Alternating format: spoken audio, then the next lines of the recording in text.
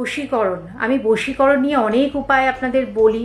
আপনাদের যার যেটা ভালো লাগে আপনাদের প্রিয় মানুষের ওপর সেই উপায়টি কিন্তু অ্যাপ্লাই করে দেখবেন, 100% রেজাল্ট পাবেন। তবে বারবার বলি, যখন যেই তিথিতে, যেই দিনে, যেই সময়ে করতে বলি সেগুলো একটু খেয়াল রেখে করবেন। টিপসে কিন্তু খুব ভালো আপনারা রেজাল্ট পাবেন।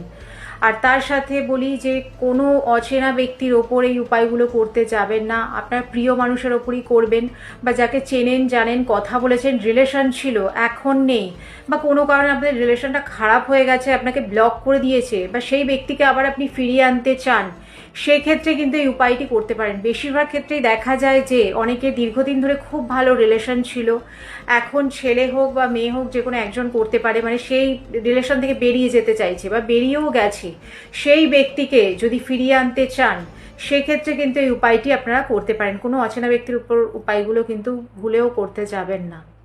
কি করবেন, আপনারা দুটো ফ্রেশ পান পাতা নিয়ে নেবেন, দুটো পান পাতায় দুজনের ছবি লাগাবেন, একটা আপনার ছবি লাগাবেন, একটা যেই ব্যক্তির ওপর কাজ করতে চান তার ছবি লাগাবেন, দিয়ে দুটো পান পাতার ওপর একটু মধু লাগাবেন, লাগিয়ে দুটো পান পাতা একসাথে জোড়া লাগাবেন, জোড়া লাগিয়ে ভালো করে লাল কার বা লাল সুতো দিয়ে আপনারা বাঁধবেন, বেঁধে আপনারা নিজের মাথার ওপর থেকে 7 বার ঘোরাবেন।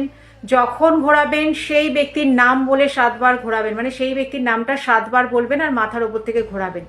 ঘুরিয়ে সেদিন রাত্রেবেলা আপনারা আপনাদের বালিশের নিচে রেখে ঘুমিয়ে পড়ুন। পরের দিন সেই পান পাতাটা, মানে যেটা ফোল্ড করা রইলো, সেই পান পাতাটা নিয়ে আপনারা এমন কোনো জায়গায় রেখে দিন যেখানে কেউ দেখতে না পায় বা কারো নজর না পড়ে। কিন্তু খেয়াল রাখবেন ভুলেও সেই পান পাতার যে ফোল্ড করে যে গিঁটটা আপনারা মেরেছিলেন সেটা যেন না খোলে, সেটা খুললে কিন্তু এই কাজটাও নষ্ট হয়ে যাবে। এগুলো একটু মাথায় রেখে ঠিকঠাকভাবে শুনে করুন।